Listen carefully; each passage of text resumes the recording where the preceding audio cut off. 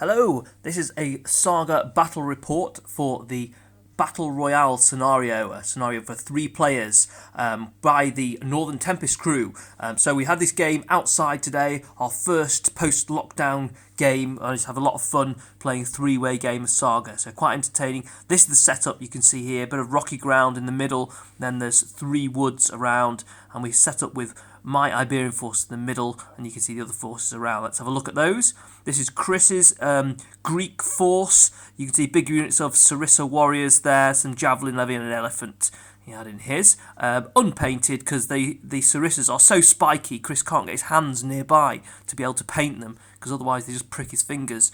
So he's not quite painted yet, but he's promised to have them painted soon.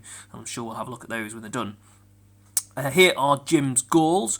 You can see he has 3 big units of warriors on foot.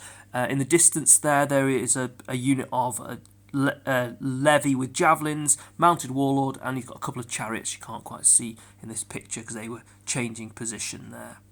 And Jim's strong warrior units here prove very, very powerful in this game. Big units of warriors on foot. Here's my Iberians who are in the centre. In the rocky ground, there are some Balearic slingers, the mercenary unit. Then next to them, there are 2 big units of warriors on foot. The warlord you can see between them. Then there's a big unit of mounted warriors, 12 mounted warriors in that unit, and a unit of levy in the far distance at the back there. So that was the setup with me kind of claiming the rocky ground, but in the middle.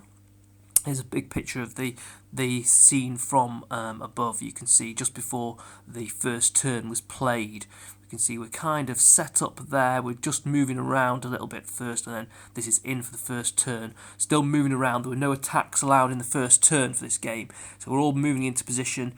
I'm trying to consolidate my forces and just arrange around because I know that the attacks are going to come, but no one can attack on the first turn just yet. So this is the first action turn where I can actually do an attack. That's my battle board set up. I've got the bait there, which is a really useful one to get some guerrilla tokens to activate in other people's turns. Then here is my attacks on the first turn. Lots of shots from the Balearic slingers into Jim's warriors. And I also managed to do an attack with my mounted warriors, charged Chris's levy there, managed to fight them back, so put myself in pretty good position first turn, although I was surrounded, and so I was going to suffer later. You can see my warriors have backed away from Chris's forces there, but I'm quite near to Jim now, and he laid out the attack on me. His Chris's sarissa warriors saw an opening on my warlord, charged in with the sarissa warriors. Even though warlord had no fatigue, he died. He died in that one. He was killed.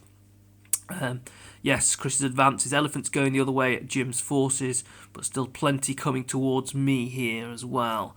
Okay, so here we can see Jim's attacks here. His warriors are getting whittled away by lots of shots, but he's going in for loads of charges as well. He's wiped out my Balearic slingers in the middle, and he's whittling away my forces. He's coming out on top, but Chris is pushing the attack at the top there. He's got his elephant going after Jim's levy, managing to fight the way through them.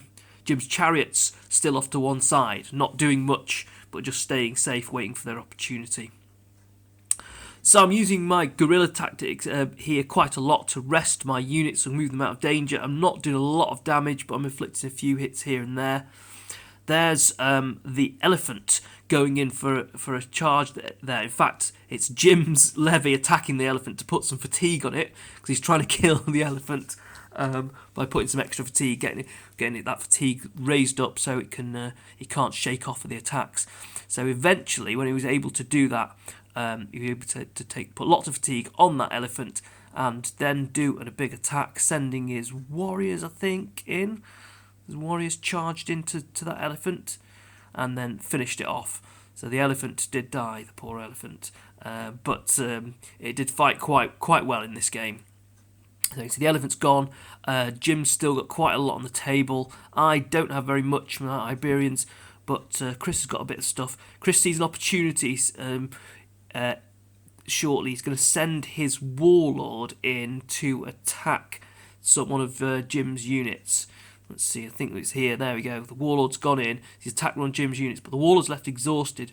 So Jim's chariots come in to chuck some javelins at Chris's warlord, who's exhausted, and it kills him. He's wiped out. So me and Chris have lost our warlords. Jim's still got his. He's still got this Hearthguard unit as well. He's close to the end of the game here.